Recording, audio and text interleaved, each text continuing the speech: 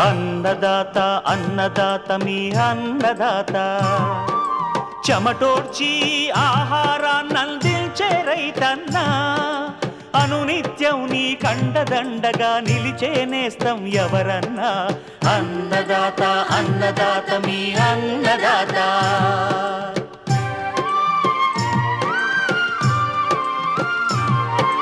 నూతన రీతుల సాగుబడికి నూరింతలు పెరిగే దిగుబడికి సూచనలిచ్చే సస్య రక్షణకు పశు పోషణకి శాస్త్ర విజ్ఞానం అందించి ముందుకు నడిపే తెలుగు రైతు భారతదేశానికి మకుటం అయ్యేలా తీర్చిదిద్దే ఆశయంతో మిమ్ము మేలు కొలిపేది అన్నదాత అన్నదాత అన్నదాత మీ అన్నదాత అన్నదాత అన్నదాత మీ అన్నదాత. అన్నదాత ప్రేక్షకులకు నమస్కారం. ఈనాటి ముఖ్యాంశాలు: అంటుకట్టిన బీరతో అధిక దిగుబడులు, వరంగల్ జిల్లా రైతుల అనుభవాలు. పంట పొలాల్లో ఎలుకల నివారణకు సామూహిక సమగ్ర చర్యలు. ఇంకా జై కిసాన్ వ్యవసాయ సమాచారం.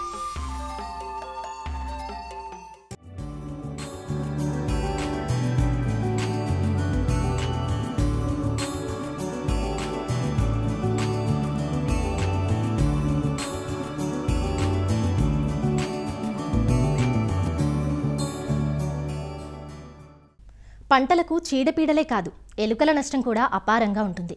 వరి పొలాల్లో, ముఖ్యంగా కోస్తా జిల్లాల్లో రైతులు పడే పాట్లు వర్ణనాతీతం.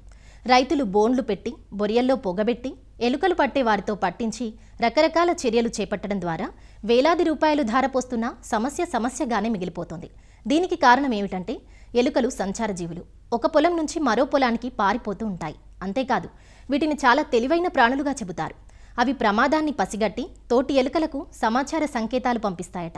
అందువల్ల ఎలుకల నివారణ పంట పొలాల్లోనూ, గోడౌన్లు, ఇళ్లలోనూ కష్టతరంగా మారుతుంది. అయితే అనేక రకాల సమగ్ర చర్యలను రైతులంతా సామూహికంగా ఒక సమరంలా చేపడితే వీటి బెడదను అరికట్టవచ్చు. హైదరాబాద్ రాజేంద్రనగర్లోని ప్రొఫెసర్ జయశంకర్ తెలంగాణ రాష్ట్ర వ్యవసాయ విశ్వవిద్యాలయంలో ఉన్న అఖిల భారత సకశేరుక చీడల యాజమాన్య విభాగం శాస్త్రవేత్త అరుణశ్రీ ద్వారా ఎలుకల నివారణ గురించి తెలుసుకుందాం. మనం ఎలుకల విషయానికి వస్తే కనుక వివిధ పంటలలో వరి, వేరుశెనగ, చెరుకు, వివిధ పండ్ల తోటలు, అలాగే గోడౌన్స్లో కూడా అంటే విత్తన నిల్వ ఉన్న ప్రాంతాలలో కూడా ఎలుకల వల్ల ఎక్కువ నష్టం జరుగుతూ ఉంది. ఈ ఎలుకలు క్షీరద విభాగానికి చెందిన రొడెన్షియా అన్న క్రమానికి చెందినవి. అలాగే 2000 రకాల రొడెంట్స్ని గుర్తించడం జరిగింది. అందులో భారతదేశంలో గనక మనం గమనిస్తే మనకి 4 కుటుంబాలకు చెందిన రొడెంట్స్ని గుర్తించడం జరిగింది. 4 కుటుంబాలలో 104 జాతుల ఎలుకలను గుర్తించాము. అందులో 14 రకాల ఎలుకలు మాత్రమే నష్టాన్ని కలుగజేస్తున్నాయి. తెలంగాణ రాష్ట్రంలో ఆ 14 రకాల్లో 6 రకాలు మాత్రమే వ్యవసాయ రంగానికి, మానవాళికి నష్టాన్ని కలుగజేస్తున్నాయి. అందులో ముఖ్యంగా బ్యాండికూట బెంగలెన్సిస్, దీన్ని మనం చిన్న పందికొక్కు లేదా పొలం ఎలుక అంటాము. ఇది ఎక్కువ శాతం నష్టాన్ని వరిలో కలుగజేస్తుంది. ఈ ఎలుకను కనుక మనం నివారించుకున్నట్లయితే కనుక 90% వరకు పంటని ఎలుకల నష్టాన్ని నుంచి కాపాడుకోవచ్చు. అలాగే ఇంకొకటి బ్యాండికూట ఇండికా, పెద్ద పందికొక్కు అంటాము.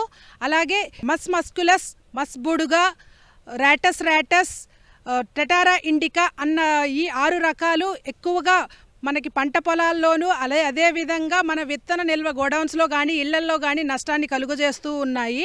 ఎలుకల నష్ట శాతం చూసుకుంటే కనుక ఒక్కొక్కసారి 3% నుంచి 45% వరకు వివిధ పంటల్లో నష్టాన్ని కలుగజేస్తున్నాయి. ఈ ఎలుకలని మనం నివారించుకోవడానికి ఒక పద్ధతిని అవలంబించడం ద్వారా మేనేజ్మెంట్ చేయడం చాలా కష్టము. దీనికి సమగ్ర ఎలుకల యాజమాన్య పద్ధతులను పాటించడం అన్నది రైతులకు మేము సూచించడం జరుగుతుంది. ముందుగా ఈ బ్యాండికూట బెంగలెన్సిస్ ఎక్కువగా పొలంలో నష్టాన్ని కలుగజేస్తుంది కనుక బొరియల దగ్గర ఉండలు ఉండలుగా మనము మట్టిని కనుక పోగువలే గమనించినట్లయితే కనుక అది పందికొక్కు వల్ల నష్టం జరుగుతుందని నిర్ధారించుకోవచ్చు. నష్ట తీవ్రత, బొరియల సంఖ్యను బట్టి మనం ఎలుకల యాజమాన్యం అన్నది పాటించుకోవాలి. 25 కంటే తక్కువ కనుక బొరియల సంఖ్య ఉంటే కనుక నష్ట తీవ్రత తక్కువ స్థాయిలో ఉందని మనం నిర్ధారించుకోవచ్చు. అలాగే 25 నుంచి 50 బొరియల సంఖ్య కనుక గమనిస్తే కనుక నష్ట తీవ్రత మధ్యస్థమని, అలాగే 50 కంటే ఎక్కువ బొరియల సంఖ్య హెక్టార్కి కనుక మనం గమనించినట్లయితే నష్ట తీవ్రత ఎలుకల వల్ల ఎక్కువగా ఉందని నిర్ధారించుకోవచ్చు. ఈ నష్ట తీవ్రత ఈ బొరియల సంఖ్యని ఆధారంగా చేసుకొని మనము యాజమాన్య పద్ధతులు పాటించుకోవాలి. బొరియల సంఖ్య కనుక మధ్యస్థము లేదా తక్కువగా ఉన్నట్లయితే కనుక మనము పారిశుద్ధ్య పద్ధతులు లేదా సేద్య పద్ధతులు, భౌతిక పద్ధతుల ద్వారా నివారణ చర్యలు చేపట్టవచ్చును. ఒకవేళ వాటి సంఖ్య 50 కంటే ఎక్కువగా ఉండి తీవ్రత ఎక్కువ స్థాయిలో ఉంటేనే రసాయన పద్ధతుల ద్వారా ఎలుకల యాజమాన్యం అన్నది చేపట్టాలి రైతులు. మనం పారిశుద్ధ్య పద్ధతులు, ఈ సేద్య పద్ధతుల విషయానికి వస్తే కనుక గట్ల పరిమాణం చిన్నగా ఉండేటట్లు గట్ల మీద కలుపు లేకుండా చూసుకోవడం, నీటి యాజమాన్య పద్ధతులు పాటించడం సేద్య పద్ధతుల్లో ముఖ్యంగా పాటించుకోవాలి. ఆ తరువాత మనం ఎర్రబుట్టల ద్వారా తాటాకుతో కూడా రైతులు చేసుకొని ఎకరానికి కనుక 20 బుట్టలు పెట్టుకోవడం ద్వారా అందులో ఎలకలని పట్టుకోవడం కూడా మనం ఆ సంఖ్యను తగ్గించుకోవచ్చు. అదే రకంగా వండర్ ట్రాప్ అంటే బహుళ ప్రయోజిత ఉచ్చు అంటాము దీన్ని. ఇది ఏంటంటే ఒకేసారి 1-2 ఎలకలు కాకుండా 2 కన్నా ఎక్కువ ఎలకలు ఒకేసారి ఒక ఉచ్చు మనం అమర్చడం ద్వారా ఆ ట్రాప్ అవ్వడం జరుగుతూ ఉంటుంది. దానికి ఆహారంగా మనం ఉల్లిపాయ కావచ్చు, లేకపోతే టొమాటో, బజ్జీలు ఇటువంటివి ఆహారంగా ఎరగా పెట్టుకొని ఆ ట్రాప్లో కనుక మనం పెట్టుకుంటే కనుక ఎలుకలు ఆహారం కోసం అని చెప్పి వెతుక్కుంటూ వచ్చి ఆ ట్రాప్లో చిక్కుకోవడం జరుగుతుంది. ఒకసారి ఎలుకలు పడిన తర్వాత మనం గమనించుకొని దానిని తీసుకొని నీళ్లలో ముంచడం ద్వారా ఆ ఎలుకకు ఊపిరాడక చనిపోవడం అనేది జరుగుతుంది. ఇవే కాకుండా షేర్మ్యాన్ ట్రాప్స్ అన్నవి ఉన్నాయి. చిన్న ఎలుకలకు చిన్న సైజు, అలాగే పెద్ద సైజు ఎకరానికి 20 వరకు అమర్చుకోవాలి. మనం ఒకసారి ఈ ఉచ్చులను వాడిన తరువాత ఖచ్చితంగా వాటిని శుభ్రం చేసుకోవాలి. ఎందుకు అంటే అవి ఒక రకమైన పదార్థాన్ని వాటి తాలూకా ఫీకల్ మ్యాటర్ని రిలీజ్ చేయడం వల్ల వేరే వాటికి ఇక్కడ ప్రమాదం ఉంది అన్న హెచ్చరికలను జారీ చేయడం జరుగుతూ ఉంటుంది. అందుకని వాటిని శుభ్రం చేసుకొని మరలా రైతులు వినియోగించుకోవచ్చు. ఈ పద్ధతులన్నీ పాటించినప్పటికీ ఇంకా నష్ట తీవ్రత ఎక్కువగా ఉంటే గనక రైతు సోదరులు రసాయనిక పద్ధతుల్ని ద్వారా ఎలుకల యాజమాన్యం చేసుకోవాలి. ఈ రసాయనిక పద్ధతుల్లో ముఖ్యంగా zinc phosphide, bromadiolone and aluminium phosphide అన్నది వినియోగించడం జరుగుతుంది. ఈ జింక్ ఫాస్ఫైడ్కి వచ్చేస్తే కనుక రైతు సోదరులు ఖచ్చితంగా ఎలుకలను ముందుగా మచ్చిక చేసుకోవడానికి 2 రోజులు విషపు మందు లేకుండా 98% 2% ఆయిల్తో కలుపుకొని కనుక నూకలు పొట్లాలుగా చేసుకొని 20 గ్రాములు బొరియల్లో పెట్టుకోవాలి. బ్రోమోడైలిన్ విషయానికి వస్తే కనుక మచ్చిక చేసుకోవాల్సిన అవసరం లేదు. ఈ విషపు ఎర్రకి 96 పాళ్ళు నూకలు తీసుకోవాలి, 2 పాళ్ళు నూనె, అదేవిధంగా 2 పాళ్ళు మందు అన్నది తీసుకోవాలి. పొట్లాలుగా చేసుకొని 10 గ్రాములు పెట్టుకోవాలి. ఇంకా అల్యూమినియం ఫాస్ఫైడ్ అన్నది ఏంటంటే మనకి బిళ్ళల రూపంలో దొరుకుతుంది. 0.6 గ్రాములు బిళ్ళలు అయితే కనుక 2 రంధ్రాల్లో మనకు బొరియల్లో పెట్టుకోవాలి. ఒకవేళ 12 గ్రాముల మందు అయితే ట్యాబ్లెట్ అయితే కనుక ఒక బిళ్ళ అన్నది సరిపోతుంది. దీనిని పెట్టేటప్పుడు జాగ్రత్తలు పాటిస్తూ అంటే గ్లోవ్స్ అట్లాంటివన్నీ వేసుకుంటూ ఈ ట్యాబ్లెట్ని కనుక పొలంలో పెట్టి దాని తడిమట్టి కనుక పక్క నుంచి తీసి దాన్ని రంధ్రాన్ని మూసివేయడం వల్ల ఫాస్ఫిన్ అన్న వాయువు వెలువడి ఎలుకలు అనేవి ఊపిరాడక చచ్చిపోవడం జరుగుతుంది. కానీ ఇది రైతు పొలాల్లో చేయడానికి కొంచెం సూచించబడే విధానం కాదు. ఇది ఎక్కువగా గొడౌన్లో ఎక్కడైతే విత్తన నిల్వ చేసే గొడౌన్స్లోని ఇది టెక్నీషియన్ సహకారంతో చేసుకోవాల్సిన విధానం. అలాగే ఇంకొక విధానం బర్రో ఫ్యూమిగేటర్. వరి గట్ల మీద గనక బొరియలలో బర్రో ఫ్యూమిగేటర్లో గడ్డిని వేసి దానికి పొగను పెట్టి ఒక పైపు ద్వారా గనక ఆ రంధ్రాలలో పంపించడం ద్వారా ఆ పొగ ద్వారా ఎలుకలు అన్నవి ఊపిరాడక చచ్చిపోవడం జరుగుతుంది. ఈ పద్ధతి ఒక రైతు చేయడం వల్ల నష్టాన్ని మనం నివారించుకోలేము. ఎందుకంటే ఇది సంచార జీవి. ఒక ప్రాంతం నుంచి ఇంకో ప్రాంతంకి ఆహార అవైలబిలిటీని బట్టి పోతూ ఉంటుంది కనుక రైతు సోదరులు ఎప్పుడైతే పంటలు లేకుండా ముఖ్యంగా వేసవి కాలంలో గనక ఒక గ్రామంగా తీసుకొని రైతు సోదరులందరూ ఎక్కడైతే సమస్య ఎక్కువగా ఉందో అక్కడ ఈ విధంగా పద్ధతులన్నీ పాటించి ఒక క్యాంపెయిన్ లాగా చేయడం ద్వారా ఈ ఎలుకలను నివారించుకోవచ్చు.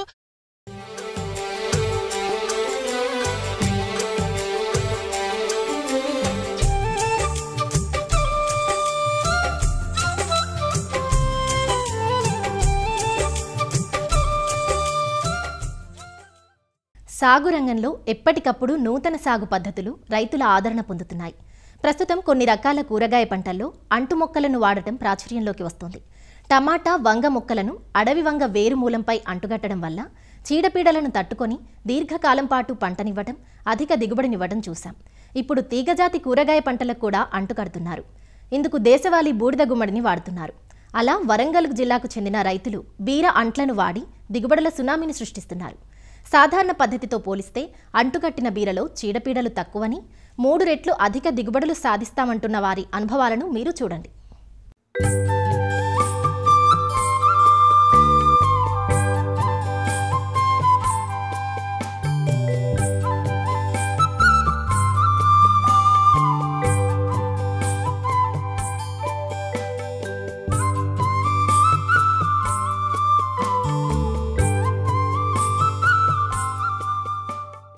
నేను గత 8 సంవత్సరాల నుంచి కూరగాయల సాగులు పండిస్తున్నాను. ఈ పందిర్ల కన్నా ముందు నేను మామూలుగా కింద మాన్యువల్గా ఉత్తగా వేసి ఈ తీగ జాతులన్నీ పండించేది. ఒక 2 ఇయర్స్ తర్వాత మళ్ళీ ఏం చేసినంటే చిన్నగా ఒక 2 acres పందిరి స్టార్ట్ చేశాను. కింద నేల మీద 5 క్వింటాలు వస్తాయి. ఇప్పుడు పంది మీదకి వచ్చేసరికి 10 క్వింటాలకు వచ్చేసేది. 2 ఇయర్స్ బిఫోర్ గ్రాఫ్టింగ్ టెక్నాలజీకి పోయాను. ఈ అంటు మొక్కకు వచ్చేసి కూడా ఇప్పుడు నేను 2.5 ఇయర్స్కి వచ్చాను. ఇప్పుడు ఇది 6వ పంట. ఈ టెక్నాలజీ మేము ఇజ్రాయెల్లో మాకు సంబంధించిన కొలీగ్స్ ఉన్నారు. ఆ కొలీగ్స్ ద్వారా వాళ్ళ టెక్నాలజీ నేర్చుకొని ఇదే ఉపయోగిస్తాను. ఇదివరకు ఏంటంటే వీళ్ళు కుప్పంలా, వైజాగ్లా వాళ్ళు పెంచే నర్సరీల నుంచి తెచ్చి మేము నాటుకునేది. ఇప్పుడు ఏం చేస్తామని అంటే మేమే అదే ఎందుకు అంత దూరం నుంచి తెచ్చుకోవాలి, మనం ఎందుకు చేసుకోకూడదని నేను ఇప్పుడు హైదరాబాద్లో ఇప్పుడు ఒక 3 months నుంచి నేనే ట్రయల్ చేసి రైతులకు పంపిస్తున్నాను గ్రాఫ్టింగ్ చేసి. ఈ పద్ధతిలా చేసుకుంటే రైతులకు మిగులుబాటు ఉంటుంది, ఆర్థికంగా ఎదగగలుగుతారు. అంటు మొక్కకును మాన్యువల్ మొక్కకు ఏం తేడా అంటే ఇది 50 kgs కాస్తే అది 100 kgకి వెళ్ళిపోతుంది, అంటే డబుల్ హిల్లింగ్కు వెళ్ళిపోతుంది. ఈ అంటు విధానం ఏందనంటే రూట్ వ్యవస్థ ఎటు ఒక 5 మీటర్ల దూరం వెళ్ళి దాన్ని పోషకాలు తీసుకుని మంచి ఎనర్జీ ఉండట్లా ఇది అధిక దిగుబడి వచ్చే అవకాశం ఉన్నది. కాబట్టి గ్రాఫ్టింగ్ వ్యవస్థకు వెళ్ళామండి. పోయిన సంవత్సరం ఒక 6 ఎకరాలు పెట్టాను గ్రాఫ్టింగ్ టెక్నాలజీలో. అప్పుడు 200 టన్నులు తీయగలిగాను. 12 ఎకరాలు ఇప్పుడు ప్రస్తుతం ఇప్పుడు క్రాప్లో ఉంది. అదే గ్రాఫ్టింగ్ టెక్నాలజీ ఇప్పటి వరకు 150 టన్నులు దాటింది. 25 కోతలు కూడా దాటాయి. మరొక 20 నుంచి 25 కోతలు వచ్చే అవకాశం కూడా ఉన్నది. ఇప్పుడు నేను రోజు 6 ఎకరాలు తెంపుతున్నాను. డైలీ 6 ఎకరాలలో నేను 3 నుంచి 4 టన్నులు ప్రతిరోజు మార్కెట్కు పంపించగలుగుతున్నాను. ఎకరానికైతే మామూలు పద్ధతిలో అయితే 2 క్వింటాలు 3 క్వింటాలు తెంపగలుగుతాం. అదే గ్రాఫ్టింగ్కి వచ్చేసరికి 7 క్వింటాల నుంచి వెళ్ళి టన్ను తెంపగలుగుతాం, ఒక దినం తప్పి దినం కటింగ్. పంట సాగుకు ఎలాంటి నేల అయినా పర్వాలేదు, ఈ పందిర్లు ఉంటే మాత్రమైతే ఎలాంటి నల్లరేగడి కానీ, దుబ్బ భూమి కానీ, చౌక భూమి కానీ ఎలాంటి భూమి అయినా సాగు చేసుకోవచ్చు. ఇదివరకు ఏంటంటే చలికాలంలో బీర అనేది దొరకకపోయేది. ఈ అంటు వ్యవస్థ వచ్చిన కాడి నుంచి ఏ కాలంనైనా మన దగ్గర బీర పండించుకునే వసతులు ఇప్పుడు బాగున్నాయి. అంటే యజమాన పద్ధతులకు పోతే డ్రిప్ ఉండాలి, మల్చింగ్ పేపర్ ఉండాలి. ఈ గ్రాఫ్టింగ్ టెక్నాలజీ చీడపీడ అనేది చాలా తక్కువ అండి. ఎలాంటి వైరస్లైనా తట్టుకునే కెపాసిటీ దీంట్లో ఉన్నది.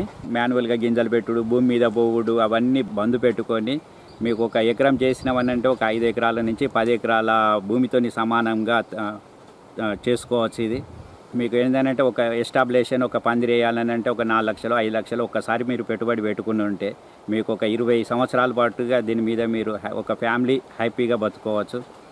ఒక సంవత్సరానికి మీకు అతి తక్కువలైనా కానీ ఒక 2 లక్షల నుంచి 5 లక్షల వరకు ఒక సీజన్ పంటకు మీకు ఖర్చులు పోను మిగులుతాయి ఈ టెక్నాలజీలో చేస్తే. పవర్ ట్రాప్ అందరూ ఏమి వినియోగిస్తారని అంటే సోలార్ ట్రాప్ వినియోగిస్తారు. సోలార్ ఏంటంటే ఖర్చుతో కూడింది. సోలారు 2000 నుంచి 5000 కాస్ట్ అవుతున్నాయి. మళ్ళీ దాన్ని ఏంటంటే సంవత్సరానికి ఒకసారి 1500 1000 రూపాయలు బ్యాటరీ వేసుకోవాల్సి వస్తుంది. దాన్ని ఇబ్బంది అవుతుందని ఏం చేసినా నేను ఆలోచనతోనే, సొంత ఆలోచనతోనే మాకు ఇక్కడ సింగిల్ ఫేస్ను 3 ఫేస్కైనా ఇచ్చుకోవచ్చు. కరెంట్ ఉన్నందుకు ఆలోచన వచ్చింది. ఈ ట్రాప్స్ మనం కరెంటుతో తయారు చేసుకుంటే ఎట్లా ఉంటుంది అనేది ఒక 3 years బ్యాకే నేను ఈ ఆలోచన చేసి ఈ ట్రాప్ తయారు చేయగలను. ఇప్పుడు ఎకరానికి నేను 10 పెట్టగలిగిన. ఒక్కొక్క ట్రాప్ ఏంటంటే 500 రూపాయలకు ఒకటి తయారైంది పవర్ ట్రాప్. ఎల్లాకారం ఒక స్టాండు, 2 ప్లాస్టిక్ దుకాణాలవి, 2 టబ్బులు, ఒక హోల్డరు, ఒక బుగ్గ. ఏం పోయినా కానీ బుగ్గ పోతే 80 రూపాయలు, హోల్డర్ పోతే 20 రూపాయలు. దీంట్లో ఏం రిపేర్ వచ్చే ఖర్చు ఉండేది. ఎవరైనా ఎలాంటి పంటకైనా, మొక్కజొన్న కానీ, పత్తికి కానీ, కూరగాయల సాగు కానీ, వరికి కానీ ఎలాంటినైనా ఇలాంటి ట్రాప్స్ పెడితే మనకు పెట్టుబడి అనేది 50 నుంచి 80% ఈ ట్రాప్స్తోనే తగ్గిస్తుంది. దోమలు కానీ, ట్రిప్స్, మైట్స్, పండుగ కానీ ఎలాంటిదైనా కానీ ఇది వెలుతురుకు వచ్చి దీంట్లో పడిపోయి మనకు 70% మనకు మందులు ఆదా చేస్తుంది. మొదటిగా దాంట్లో ఏంటంటే సోపు వాటరో సబ్బు వాటరో పోస్తున్నాం కాబట్టి ఆటోమేటిక్గా లేవకుండా దానిలో చనిపోతాయి.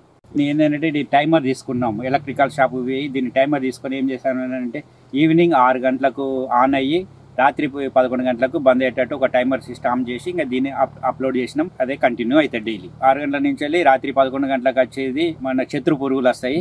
12 గంటల తర్వాత మనకు మిత్ర పురుగులు ఉంటాయి కాబట్టి అవి ఖరాబ్ కాకుండా కాపాడుకోవడం కోసం మేము టైమర్ సిస్టమ్ ఏర్పాటు చేసుకున్నాం దాన్ని.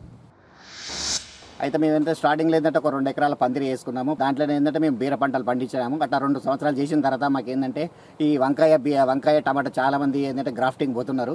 అయితే మేము కూడా ఈ బీర కాకరలో కూడా గ్రాఫ్టింగ్ అయితే ఎలా ఉంటుంది అనేది మేము ఎంక్వైరీ చేస్తే మాకైతే వైజాగ్లో అంటుకడతాలని తెలిసింది. వాళ్ళు 2 నెలల టైం అడిగిళ్ళు. ఆ 2 నెలల్లో మేము గింజలు ఇచ్చి మేము ఏంటంటే అంటుకట్టించినాం. అవి తీసుకొచ్చిన తర్వాత కొంచెం అయితే మాకు ప్రాబ్లం వచ్చింది. ఎందుకంటే అవి ఎండలకు కొంచెం అయిపోడు కొంచెం స్టార్టింగ్ టైంలో అయితే మాకు ఇబ్బంది అయింది. తర్వాత నెక్స్ట్ టైం ఏంటంటే మేము కొంచెం దాని యజమాని పద్ధతులు తెలుసుకొని సాయంత్రం పూట నాటుకుంటే మాకు ఏంటంటే ఆ సంవత్సరం మంచి దిగుబడి కూడా బాగా వచ్చింది. ఈ బీర కాకెర సోర వీటికైతే మేమైతే దేశవాళీ బూడిది గుమ్మడి కానీ లేదా నేతి బీరతోనైతే మేము అంటి కడతాం. జంగల్ సంబంధించిన దేశవాళీ బూడిది గుమ్మడి నేతి బీర కాబట్టి అది కొంచెం నీటి ఎద్దడిని కూడా తట్టుకుంటుంది. ఏంటంటే ఎక్కువ రోజులు కాస్తుంది, దిగుబడి కూడా అధిక దిగుబడి ఉంటుంది. నావి అయితే పెడుతున్నాం. ఇది వచ్చేసి మనకు 1.5 నుంచి 2 ఫీట్ల వరకు ఉంటుంది. మార్కెట్లో కూడా మంచి డిమాండ్ ఉంటుంది. కల్టివేషన్ చేసుకున్న తర్వాత మనం ఏదైతే లైన్లు బెడ్లు చేయాలనుకున్నామో దాంట్లో మనం ఏంటంటే ఎకరానికి ఒక 4 ట్రాక్టర్ల పెంట పోసుకొని దాని మీద ఒక 2 CMS, ఒక 2 మన సూపర్ బస్తాలు వేసుకొని దాని నుంచి బెడ్లు తయారు చేసుకోవాలి. తీసుకున్న తర్వాత దాన్ని ఏంటంటే మళ్ళీ డ్రిప్ పైప్ వేసుకొని మల్చింగ్ వేసుకోవాలి. బీర పెట్టుకున్న తర్వాత మొలకప్పుడు అయితే మనం 1919 కానీ తర్వాత 1261 కానీ 2828 ఇచ్చుకోవాలి. మొదటి నుండి ఏంటంటే గ్రాఫ్టింగ్లో మొక్క కూడా దృఢంగా వస్తుంది. కొన్ని అధిక వైరస్లు కూడా తట్టుకుంటుంది, డౌనీ మిల్డ్ కానీ ఇది కానీ. ఎందుకంటే ఇది గ్రాఫ్టింగ్ విధానంలో మొక్క పెంచే వేరే వ్యవస్థ అనేది గట్టిగా ఉంటుంది కాబట్టి డిసీజ్ అనేది తట్టుకుంటుంది కాబట్టి చాలా మంది రైతులు ఏంటంటే ఈ గ్రాఫ్టింగ్ చేసుకుంటే కొంచెం చేరాని వాళ్ళు కూడా ఏంటంటే మనం కొంచెం ఈ వైరస్లు డౌన్ మిల్లు తట్టుకొని అది మనకు అధిక దిగుబడి ఇస్తుంది. మామూలుగా ఏంటంటే గింజ పెడితే 45 డేస్కి అయితే క్రాప్ వస్తుంది. అది మనకు 90 రోజుల వరకు అయితే మనకు క్రాప్ వస్తుంది. అదే గ్రాఫ్టింగ్ విధానంలో ఏంటంటే మనము ఏంటంటే దేశవాళీ అంటు కడతాం కాబట్టి దాని వేరే వ్యవస్థ బాగుండి మనకి ఏంటంటే 30 డేస్కి క్రాప్ వస్తుంది. ఎందుకంటే 1 మంత్ మనం మొక్క పెంచుకుంటాం కాబట్టి అది 120 రోజులు అంటే 4 నెలల వరకు మనకి దిగుబడి బాగా వస్తుంది. ఎప్పుడైతే మేము గ్రాఫ్టింగ్ విధానంలోకి పోయినామో అప్పుడు మాకు ఏంటంటే ఎకరానికి 20 టన్నుల్లో కూడా మాకు బీర వెళ్ళింది. దాంతో మాకు లాస్ట్ టైం ఏంటంటే మాకు ఒక 70-80 లక్షల వరకు ఆదాయం వచ్చింది. మాకు ఎకరానికి 1 లక్ష రూపాయల ఖర్చు వచ్చింది. ఈ గ్రాఫ్టింగ్ కానీ మందులు కానీ స్ప్రే కానీ మాకు ఏంటంటే అప్పుడు 8 ఎకరాలు చేసినాం. 8 లక్షలు పెడితే మాకు ఒక 70-80 లక్షల లాభం అయితే మిగిలింది. మా బీరంతా అయితే మాకు వరంగల్ మార్కెట్ తరిస్తాం. మాకు ఇక్కడ రైతు బజార్ అనేది ఉన్నది. ఈ రైతు బజార్లో మాకు ఎలాంటి కమిషన్ లేదు కాబట్టి మాకు మంచి ధర కూడా వెళ్తుంది. 30 రూపాయల నుంచి పెడితే 60-70 రూపాయల వరకు కూడా మాకు 1 కేజీకి పడే అవకాశాలు ఉంటుంది. దాంతో రైతు లబ్ధి పొందుతాడు. చాలా మంది ఏంటంటే పత్తి, వరి, మిరప ఇవన్నీ పోతారు. కాకపోతే ప్రతి ఒక్కరు ఎకరం కనుక ఈ పందిర్లు వేసుకుంటే మనకి ఏంటంటే 10 ఎకరాలతో సమానం ఇది. ఎవరైనా సరే రైతులు వచ్చి మా పందిరి చూసి మేము వేయాలనుకునే ఉత్సాహవంతులైన యువకులు కానీ వచ్చి చేస్తే మేము సరైన సలహాలు ఇస్తాం. మీకు ఎలా చేయాలి, ఎలా పెట్టుబడి పెట్టాలి, తక్కువలో కూడా పందిర్లు వేసుకోవచ్చు. ఇలా 3 రకాల పందిర్లు ఉంటాయి. ఐరన్ పందిరి వేసుకోవచ్చు, కన్నీల పందిరి వేసుకోవచ్చు, లేదంటే కట్టెల పందిరి. ఇప్పుడు ఏంటంటే చాలా తక్కువ మంది ఏంటంటే మొదలే మనం నష్టపోకుండా కట్టెల పందిరి కూడా 2 ఎకరాలకు 70,000 కూడా మనం బొంగుల పందిరి వేసుకోవచ్చు. దాని మీద ప్రయోగం చేసుకొని శాశ్వత పందిర్లకు పోవచ్చు.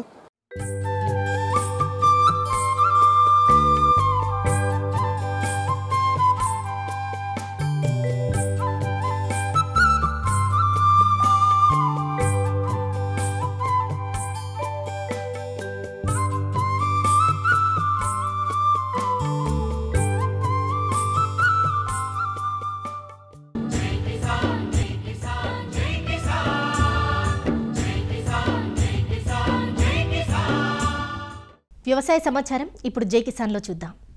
హైదరాబాద్ వేదికగా నాబార్డు ఆధ్వర్యంలో ఏర్పాటైన తరంగ్ మేళా 2024 3 రోజుల పాటు సందడిగా సాగింది. అమీర్పేట కమ్మ సంఘం హాలులో మార్చి 12, 13, 14 తేదీల్లో మేళా జరిగింది. ఈ మేళాలో తెలుగు రాష్ట్రాల్లోని వివిధ ప్రాంతాల్లో విజయవంతమైన రైతు ఉత్పత్తిదారుల సంఘాల పరిధిలో రైతులు పండించిన వ్యవసాయ, ఉద్యాన పంటల ఉత్పత్తుల ప్రదర్శన, విక్రయాలు జరిగాయి. రైతు ఉత్పత్తిదారుల సంఘాలను ప్రోత్సహించేందుకు open network for digital commerce ONDC, small farmers agri business consortium SFAC సంయుక్త భాగస్వామ్యంతో 3 రోజుల పాటు ప్రదర్శన నిర్వహించారు. ఈ తరంగ్ మేళాను ఆంధ్రప్రదేశ్, తెలంగాణ నాబార్డు CGMలు MR గోపాల్, చింతల సుశీల ప్రారంభించారు. దాదాపు 50కి పైగా FPO సంస్థలు సేంద్రియ, సహజ పద్ధతుల్లో పండించిన శుద్ధి చేసిన నాణ్యమైన దేశీ బియ్యం రకాలు, గోధుమలు, వేరుశెనగలు, పప్పులు, గానుగ నూనెలు, చిరుధాన్యాలు, పిండి, రవ్వ, రాగి లడ్డూలు, కూరగాయలు, పచ్చళ్లు ఇంకా పలు ఉత్పత్తులు విక్రయిస్తున్నాయి. రైతులు పండించే పంటలు అన్నీ కూడా దళారీ చేతికి వెళ్లకుండా మేమే ఎగ్జాంపుల్ మా దగ్గర నిమ్మ ఎక్కువ ఉంటుంది. ఆ నిమ్మని బయట మార్కెట్లో 10 నుంచి 13% కమిషన్ తీసుకొని వాళ్ళు తీసుకోవడం జరుగుతుంది. కాకపోతే మా FPOలు ఏంటంటే 4% కమిషన్ తోటే మేము మా FPOలో తీసుకోవడం జరుగుతుంది. అయితే త్రిషి ఆగ్రో ఫుడ్స్ వాళ్ళతోటి మేము టైఅప్ అయినాం కాబట్టి వాళ్ళు ఓన్లీ నిమ్మ అనే కాదు, రైతు పండించిన ప్రతి పంటని కూడా మేము మా FPO ద్వారా త్రిషి వాళ్ళ ద్వారా మేము తీసుకొని 4% కమిషన్కి రైతులకు ఇవ్వడం జరుగుతుంది. అట్లాగే మేము ఎరువులు, పురుగు మందులు, విత్తనాలు అన్నీ కూడా farmer producer company limited shop open చేసి దాంట్లో మేము తక్కువ ధరకు నాణ్యమైన విత్తనాలు ఇవ్వడం జరుగుతుంది. వికారాబాద్ FPO 2018లో ఏర్పడ్డది with the support of NABARD. ఇది గిరిజన రైతు ఉత్పత్తిదారుల సంఘం. ఇది ఈ గిరిజనులు అక్కడ ఏంటంటే మిల్లెట్స్ ఎక్కువ సాగు చేస్తుంటారు.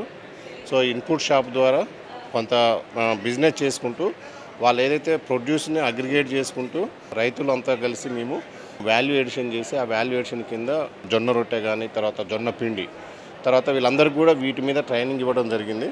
దేశవ్యాప్తంగా 50,000 రైతు ఉత్పత్తిదారుల సంఘాలు ఉన్నాయి. ప్రత్యేకించి తెలంగాణ, ఆంధ్రప్రదేశ్ రాష్ట్రాల్లో 2,500కు పైగా FPOలు నాబార్డు సహకారంతో పనిచేస్తూ రైతు సేవలో నిమగ్నమయ్యాయి. తెలుగు రాష్ట్రాల్లో వ్యవసాయం, ఉద్యాన, అనుబంధ రంగాలైన పాడి, మత్స్య, మాంసం రంగాల్లో రాణిస్తున్నాయి. 90 మందికి మహిళలకు ట్రైనింగ్ తీసుకొని మిల్లెట్స్ పైన అన్ని ఇప్పుడు రాగి లడ్డు, రాగి జావా, మన కుర్ర పాయసము, ఇంకోటి ఏంటంటే జొన్న రొట్టె, ఇవన్నీ చేసి మా దగ్గర ఇంకోటి ఏంటంటే ప్రతి సాటర్డే సంత జరుగుతుంది. ఆ చుట్టుముట్టు ఉన్న ఒక 30-40 విలేజెస్ అక్కడికి వస్తాయి అన్నట్టు. అయితే అక్కడ మేము అంగట్లో అంటే ఆ సంతలో పెట్టి బిజినెస్ చేస్తున్నాము. మాకు ప్రతి సాటర్డే ఒక 2-3 వేల వరకు బిజినెస్ అవుతుంది. మా సంఘంలో అన్నీ ఆర్గానిక్గా మేము rice, brown rice, red rice, black rice, basmati, Kaveri చింటు, చింతపండు, LEDP ప్రోగ్రాంలో నాబార్డు సహకారంతో ట్రైనింగ్ తీసుకున్నాం సార్. ఇంకా ఇట్లాంటి ప్రొడక్ట్స్ ఇంకా చేసి మార్కెటింగ్ ఎక్కువ చేయాలని, అందులో మా అందరం స్వయం ఉపాధి పొందాలని కోరుకుంటున్నాం. తెలంగాణ ఈవెంట్ మేమైతే ఏదో ఆర్గనైజ్ చేస్తున్నాం. ఇది బేసికలీ మార్కెట్ లింకేజెస్ కోసం, అది కూడా డిజిటల్ మార్కెట్ లింకేజ్. అందుకే SFAC, నాబార్డు, ONDC ముగ్గురు కలిసి ఆర్గనైజ్ చేసే ప్రోగ్రామ్ ఇది. ONDC వాళ్ళు ఈ మై స్టోరు, మిగతా వేరే ఏజెన్సీల ద్వారా FPOలు, తర్వాత OFPOలు వీళ్ళందరినీ కూడా డిజిటల్ ప్లాట్ఫామ్లోకి ఆన్బోర్డ్ చేసేటట్టుగా చేసి వాళ్ళ క్యాటలాగింగ్, ప్రైజింగ్ అవన్నీ కూడా వాళ్ళకి కొంత అవగాహన ఇస్తాయి. ఇవాళ కంటిన్యూస్ ప్రాసెస్, ఇదేమి వన్ టైం సొల్యూషన్ ఆపరేషన్ కాదు ఇది. సో మాది కెపాసిటీ బిల్డింగ్ ప్రోగ్రామ్స్ నాబార్డు నడుస్తూనే ఉంటాయి. వాళ్ళకి అవగాహన క్రియేట్ చేస్తాం. మీరు అందరు కలిసి ఉండాలి, షేర్ క్యాపిటల్ పెంచుకోవాలి. ఎందుకంటే FPO అనేది ఒక బిజినెస్ ఎంటిటీ. క్రెడిట్ లింకేజెస్ కోసం కూడా నాబార్డు NAB సంరక్షణ ఒక సబ్సిడరీ ఉంది. వాళ్ళ ద్వారా క్రెడిట్ గ్యారంటీ ఉంది. దాని మూలంగా 2 కోట్ల దాకా FPOలకి క్రెడిట్ గ్యారంటీ కూడా దొరుకుతుంది. సో ఇవన్నీ ఎఫర్ట్స్ ఉన్నాయి. ఇప్పుడు ఈ రోజు ఈ తరంగ అనేది కూడా ఒక మంచి మార్కెట్ లింకేజ్. గ్రామీణ ఆర్థికాభివృద్ధి లక్ష్యంగా రైతు ఉత్పత్తిదారుల సంఘాలను సాంకేతిక పరంగా కూడా బలోపేతం చేసేందుకు నాబార్డు కృషి చేస్తోందని అధికారులు చెబుతున్నారు. గుంటూరు జిల్లాలోని లాంలో ఉన్న ఏరువాక కేంద్రంలో జిల్లా స్థాయి సమన్వయ కమిటీ సమావేశం జరిగింది. గత ఏడాది 2 సీజన్లలో వ్యవసాయం తీరుతెన్నులు, పంటల దిగుబడులు, చీడపీడల ఉధృతి, వాతావరణ ప్రభావం తదితర అంశాలపై సమావేశంలో చర్చించారు. వచ్చే సంవత్సరం చేపట్టనున్న విస్తరణ కార్యకలాపాలపై చర్చించారు. సమావేశంలో వ్యవసాయ, ఉద్యాన వర్సిటీల శాస్త్రవేత్తలు, ఆయా శాఖల అధికారులు, అభ్యుదయ రైతులు పాల్గొన్నారు. డిఎల్సిసి మీటింగ్ అన్నది మేము ఆర్గనైజ్ చేసుకుంటున్నామండి. ప్రతి సంవత్సరం కూడా ఈ పంటల పరిస్థితి వాతావరణం మీద చాలా వరకు ఆధారపడి ఉంటుంది. క్రితం సంవత్సరం అయితే మనకి ముందుగా బెట్ట పరిస్థితులను ఎదుర్కొన్నాము. ఆ తర్వాత డిసెంబర్ సమయంలో ఎక్కువగా వర్షాలు రావడం, మరి పంటలు దెబ్బతింటం, ముఖ్యంగా వరి అయితే పడిపోవడం, అలాగే ప్రత్తిలో కూడా కాయ కుళ్ళడం, ఇలాంటివన్నీ కూడా గమనించున్నాము. మరి క్రితం సీజన్లో ఎలాగ ఉన్నాయి మన యొక్క ఈ డిమాన్స్ట్రేషన్స్ అయితే కానీ, మినీ కిట్స్ అయితే కానీ, ఇటువంటి వాటన్నిటి గురించి కూడా చర్చించుకొని మరి తదనుగుణంగా మరి ముందు సీజన్లో మనం ఏం చేయాలి, 24-25లో మనం ఎటువంటి పరిశోధన రైతుల పొలాల్లో మరి క్షేత్ర ప్రదర్శనలు కానీ ఇవన్నీ కూడా నిర్వహించి రైతుల దగ్గరికి మన యొక్క టెక్నాలజీస్ని ఏమేమి తీసుకెళ్ళాలి, ఎలా తీసుకెళ్ళాలి అన్నటువంటి అంశం మీద ఈరోజు చర్చ జరుగుతున్నదండి. మరిన్ని విభిన్న అంశాలతో రేపటి అన్నదాతలో మళ్ళీ కలుసుకుందాం. అంతవరకు సెలవు. నమస్కారం.